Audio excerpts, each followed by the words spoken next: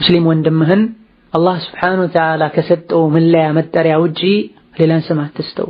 ያ ሙናፊቅ አንተ ሙናፊቅ አትበለው፣ አንተ ካፍር አትበለው፣ አንተ ዱርዬ አትበለው።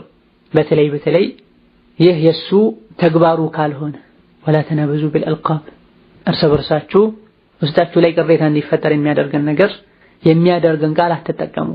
ሙስሊም ወንድሙን ያ ካፍር ያለው ሰው ያ ሙናፊቅ ያለው ሰው ይህ ንግግር ከሁለቱ ወደ አንዱ ይመለሳል፣ የማይቀር ጉዳይ ነው።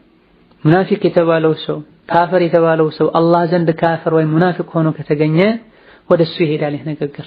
ላኪን አላህ ዘንድ ሙናፊቅ ያልነው ሰው ካፍር ያልነው ሰው ሙናፊቅ ወይም ካፍር ካልሆነ ወደ ባዩ ወደ ተናጋሩ ይመለሳል ነው። በምላስ ሊመጡ ከሚችሉ መዞች አንዱ ይህ አይነት ችግር።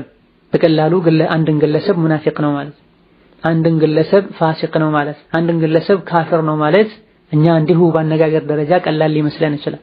ከስሜታችን ያልሄደን ሰው ሁሉ ሙናፊቅ ካፍር የምንል ከሆነ ትልቅ ስህተት ላይ እንወድቃለን። አንድን ግለሰብ ሙናፊቅ ነው ማለት ካፍር ነው ማለት ምን ማለት እንደሆነ ሳናቅ ልንናገረው እንችላለን። ላኪን አላህ ዘንድ ይህ ንግግር በቀላሉ አያልፍም። ሙእሚን ወንድሙ ላይ ያሌለበትን ነገር የተናገረ ሰው የቂያማ ቀን አኺራ ላይ የጀሃነም እስር ቤት ውስጥ ይታሰራል። ያለው ንግግር ትክክል መሆኑ እስካልተረጋገጠ ድረስ የሚል ነብዩ ሰለላሁ ዐለይሂ ወሰለም ሐዲስም አለ። አንዳንድ የዚህ ነገር መንስኤው ሰበቡ ሽፋኑ ዲንም ሊሆን ይችላል። ለዲን በጣም የሚቆረቆሩ ይሆኑና እንደሱ አመለካከት እንደሱ አስተያየት ፊት ለፊቱ ያለው ሰው የሚሰራው ስራ ከዲን ጋር የማይሄድ መስሎ ከታየው በሸሪዓ ሚዛን ሳይመዝነው ይሄን ያደረገ ሰው ሁሉ ሙናፊቅ ነው፣ ይሄን ያደረገ ሰው ሁሉ ካፍር ነው ሊባል ይችላል። እንደ ሸሪዓ ነው አይደለም ተብሎ ሳይጣራ ከሆነ ይሄን ቃል የተናገርነው ወደ ራሳችን ይመለሳል።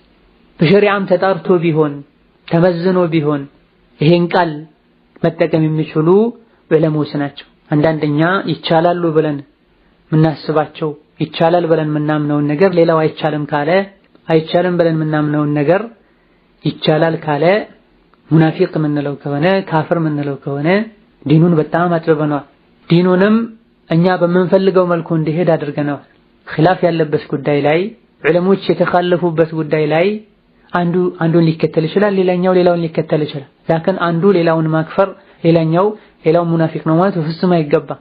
ይህ ያስተሳሰብ ችግር ነው፣ የጀህልና ምልክት ነው።